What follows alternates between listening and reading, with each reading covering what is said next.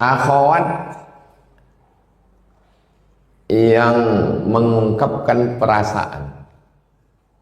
Ada perempuan itu mengungkapkan perasaannya. Sementara saya belum ingin menikah dan takut terjebak kepada maksiat. Demi menjaga hati, apakah saya terima atau saya tolak?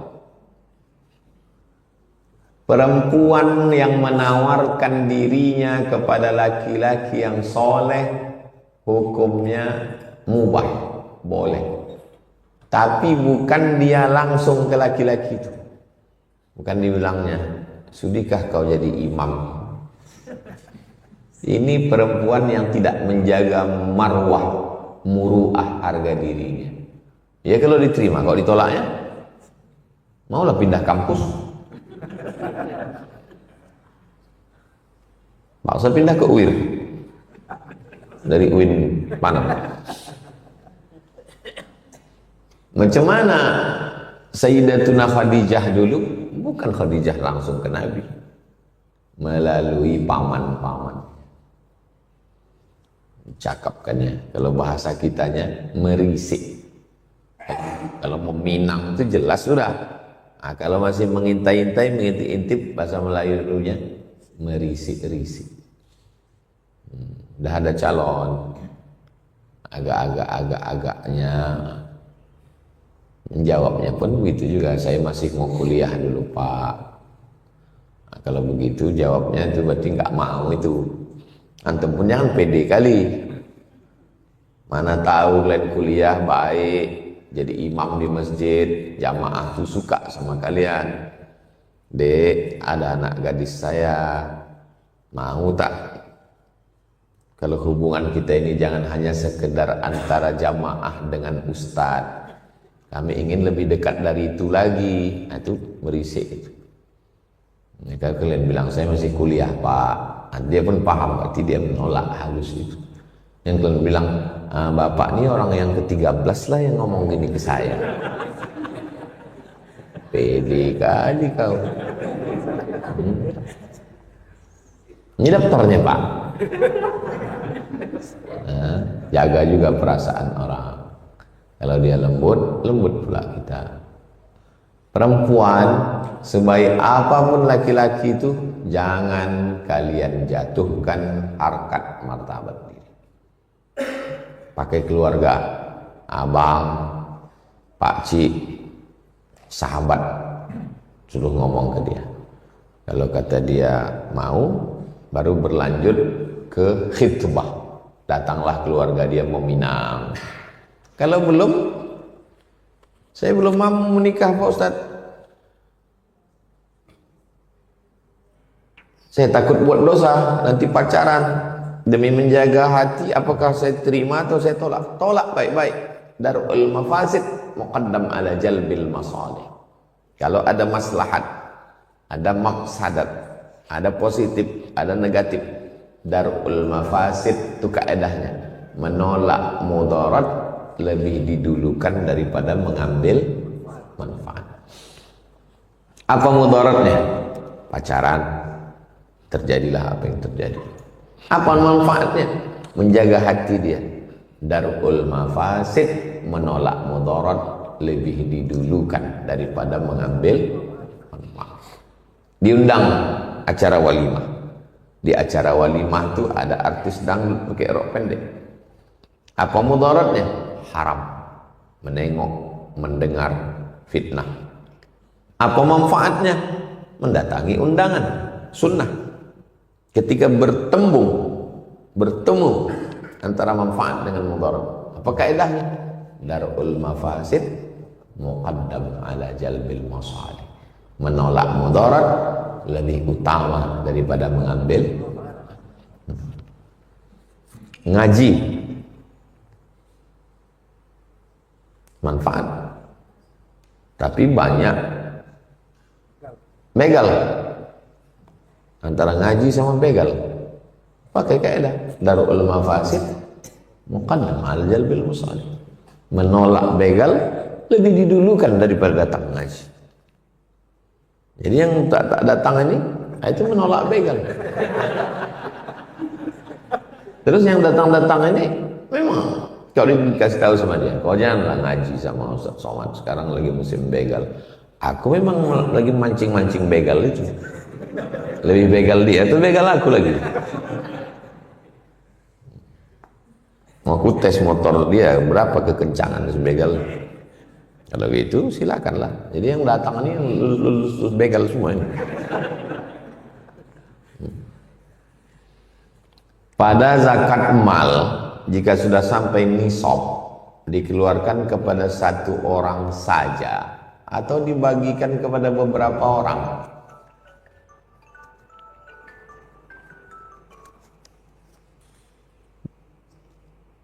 Pendapatan dia 1 tahun 1 miliar, berarti zakatnya 25 juta. Apakah diserahkan ke satu orang 25 juta atau dibagi ke 25 orang sejuta-sejuta? Tengok dulu mana maslahat, mana yang paling maslahat. Serah. Ada satu anak yang akan berangkat ke Mesir. Kalau dia berangkat ke Mesir, di Mesir dia dapat beasiswa Al-Azhar, dia balik nanti akan menjadi imam, menjadi ulama, menjadi penyuluh di suku Talang Mama. Bagus satu orang. Ini untuk kau 25 juta, tiket pesawat, untuk makan, tiket pulang. Bagus satu orang. Tapi kalau di kampung itu orang susah, maka bagus untuk orang banyak. Bingung saya Pak Ustaz, serahkan ke Basnas. Biar Basnas yang berpikir. Jangan kita yang berpikir. Udahlah duit kita pula lagi berpikir. 2. Apa hukumnya tertidur saat khutbah Jumat?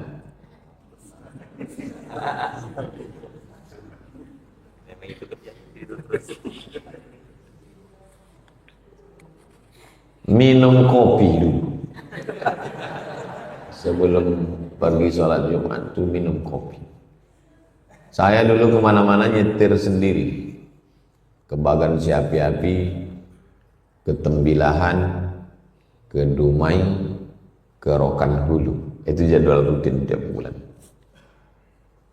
Jadi tahu betul saya. Ada yang ngasih tahu menghilangkan ngantuk itu, kata dia minum suplemen. Saya beli 1 botol, mengantuk juga. Menghilangkan ngantuk itu kata dia makan kacang. Kacang tekunya, mata mengantuk. Akhirnya sampai di Tembilahan. Sampai di Tembilahan diajak jamaah ini meresmikan kafe. Ustaz, mampir sebentar ke kafe saya, mau diresmikan. Kasihnya minum kopi gelas kecil. Saya minum sampai subuh tak tidur. Disitulah baru saya tahu kopi itu, tapi jangan pakai gula. Kopi kental pahit. Jangan banyak airnya, sedikit. Nah, itu tak tidur. Jadi sebelum mau bawa mobil, minum dulu. Nah, saya kalau pergi sama keluarga ke Sumbar, ke Danau Toba, saya sendiri nyetir, saya minum kopi. Mengantuk Pak Ustaz, minum lagi.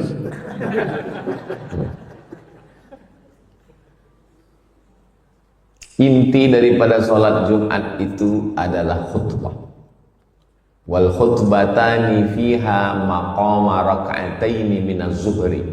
2 rakaat zuhur digantikan dengan 2 khutbah. Jadi orang yang tidur berarti zuhurnya 2 rakaat. Man la'ibal hasa fala faqad lagha. Siapa yang main-main batu, batu itu lantai masjid itu pasir. Waktu sedang khutbah dimain-mainkan ya batu-batu di situ, maka dia sia-sia, kata Nabi. Sia-sia, tak ada pahala Jumat. Idza qulta li sahibika ansit, kalau kau bilang ke teman di sebelahmu diam, diam, faqad laghauta, kau sudah melakukan sia-sia. Khutbah Jumat itu mesti ditengok muka khatib.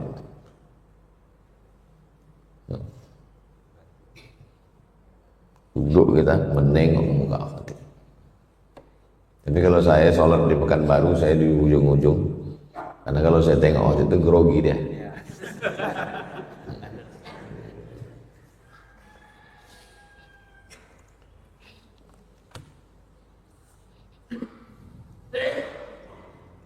Bagaimana caranya berhenti dari kebiasaan buruk?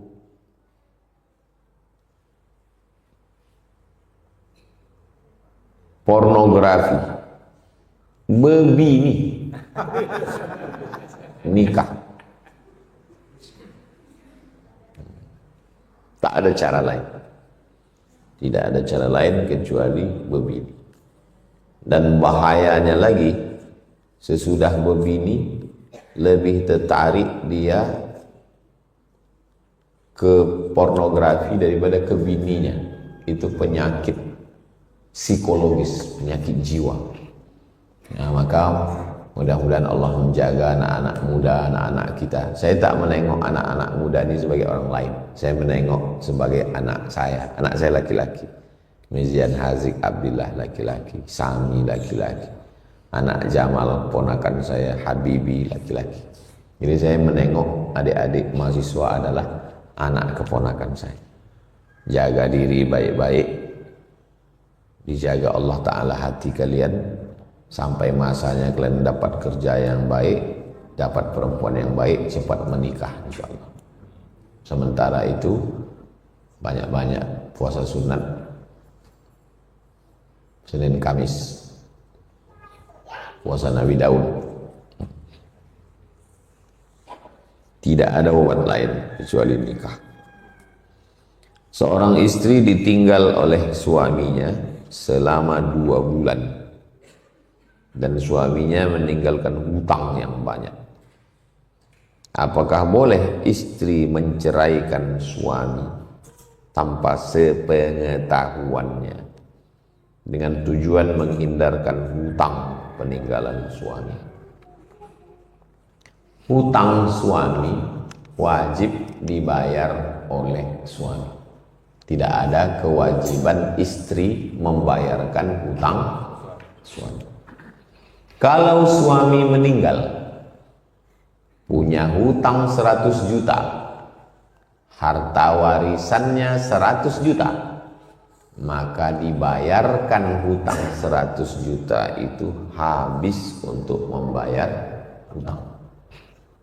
Mana dalilnya? Mim ba'di wasiyatin yusi biha audain. Harta warisan dibagi setelah dikeluarkan wasiat dan bayar hutang. Suami meninggal, meninggalkan harta warisan 50 juta, hutangnya 100.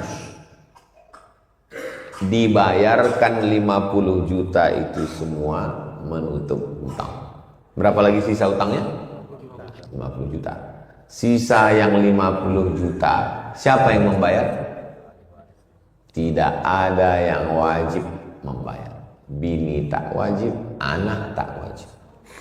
Datang orang menagih, bayar hutang bapakmu. Sudah kami bayarkan dari harta warisannya. Enggak cukup. Salah kalian. Kenapa tak kalian tanya duit dia berapa? Makanya sebelum meminjamkan duit, tanya berapa duit kau. Karena kalau mati dia, anaknya, bininya tak wajib membayarkan hutang dari duit mereka.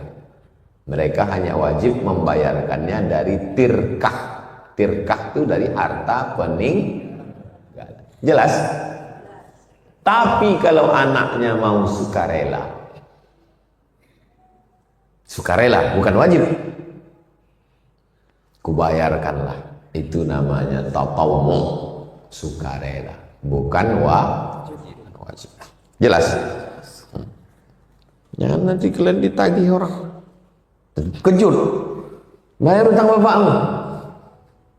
Pucat. Karena tak tahu. Itulah pentingnya kita tahu hukum. Nah, si istri ini menggugat ke pengadilan. Namanya khulu'.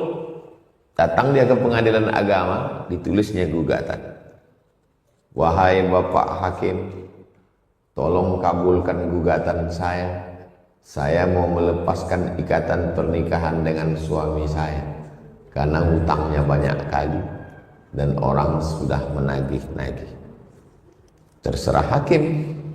Kalau menurut hakim ada maslahat, dijatuhkan. Itulah dia namanya sirat ta'liq. Habis akad, ibu kan baca sirat ta'liq. Banyak perempuan tak ingat sirat ta'liq karena asyik membolo bincu. Padahal lelaki sedang baca sirat ta'liq, asyik membolo mata berkedip-kedip, salah pasang. Nak ganti. Sirat ta'liq itulah senjata kalian, wahai perempuan. Jika suami saya meninggalkan saya 6 bulan lamanya, tidak memberikan nafkah zahir dan batin, atau menyakiti fisik, atau menyakiti perasaan, atau maka itulah senjata perempuan. Kalau senjata kalian jaga baik-baik, sirat ta'liq itu pegang baik-baik. Macam-macam dia, maka kalian boleh menggugat ke pengadilan. Dari mana datang sirat ta'liq itu? Kompilasi Hukum Islam Indonesia, KHI. Gara-gara saking banyaknya laki-laki yang macam-macam, maka perempuan teraniaya, akhirnya keluarlah kompilasi Hukum Islam Indonesia. Laki-laki setelah akad nikah membaca sirat ta'liq untuk menjaga perempuan. Tapi perempuan tak paham. Apa perbedaan amil zakat dan panitia zakat?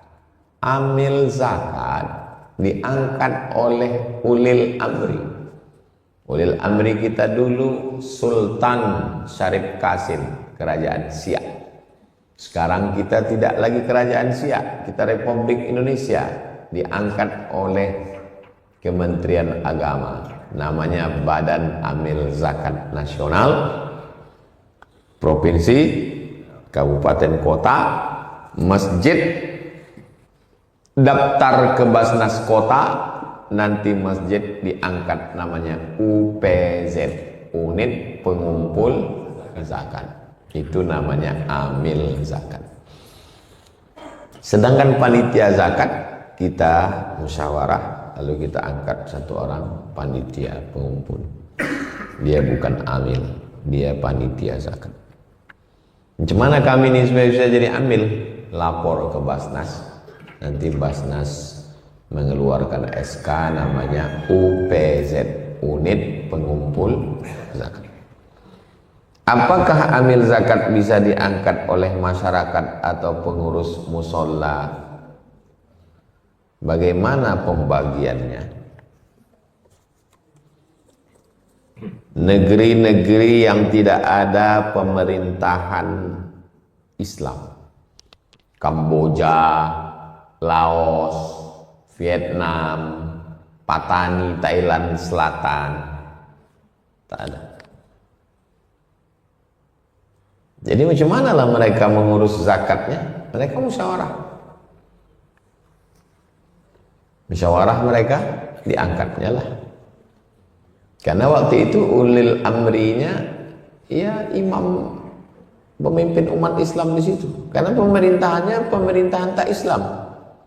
Kamboja, Laos, Vietnam. Mukanya sama macam kita. Kamboja itu campak. Mak Wali Songo itu dari campak.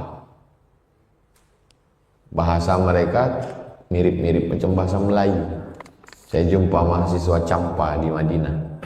Dari mana? Dari Campa. Lancar bahasa Indonesianya. Mirip bahasa Indonesia dengan Campa, saya bilang. Saya mondok di Jawa Timur, Pak Ustaz.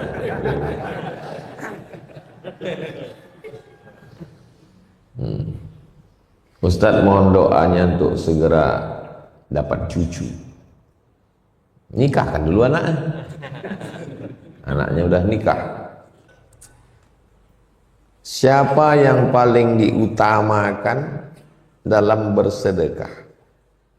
Jika kita menyisihkan 2,5% dari penghasilan, apakah orang tua kita berhak menerima bagian dari itu? 2,5% itu zakat. Zakat itu diberikan ke Basnas, Badan Amil Zakat Nasional.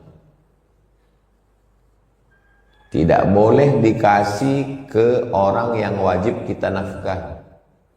Tak boleh dikasih 2,5%. Kalau dia bergaji sebulan 10 juta, 2,5%-nya 250.000. Tak boleh dikasihkannya ke orang yang wajib dia nafkah.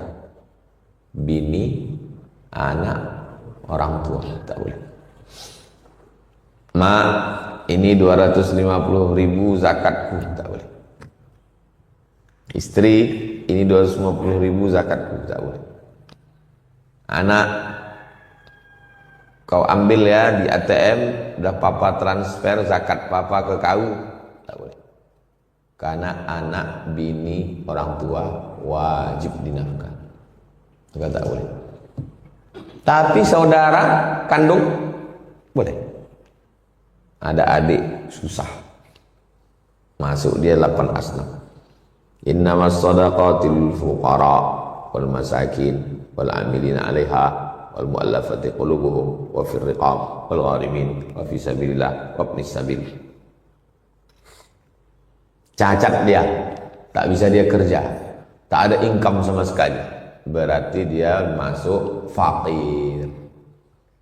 Bisa dia mencuci, menggosok, ngambil upah cuci dia, dapatnya sebulan 500.000, dia miskin. Itu beda fakir sama miskin. Tak ada income sama sekali, fakir. Ada income tapi tak cukup, miskin. Ada income tapi pura-pura tak cukup, tamak. Tak ada income sama sekali, fakir. Ada income tapi tak cukup, miskin. Boleh kita kasih. Tapi kalau dia saudara kita, jangan kita bilang itu zakat. Kasih aja ke dia. Kenapa? Karena kalau sebut zakat, tersinggung perasaan. Tak perlu pakai akad. Aku serahkan zakat kau ke kau karena aku tengok kau agak susah kali. Kasih aja ke dia. Nah, dah, transfer kan. Kalau perlu tak usah kasih tahu, transfer. Dah, niatnya dalam hati, niatnya itu adalah zakat. Tapi zakat pakai akad, Pak Ustaz. Akad dalam zakat bukan wajib, bukan rukun, bukan syarat, sunat. Yang wajib itu niat, bukan akad. Aku serahkan berasku ini untuk zakat fitrah anak bini kau tahun ini tunai. Bukan wajib, bukan rukun, bukan syarat, sunat. Tapi jangan akad nikah kalian bilang sunat juga.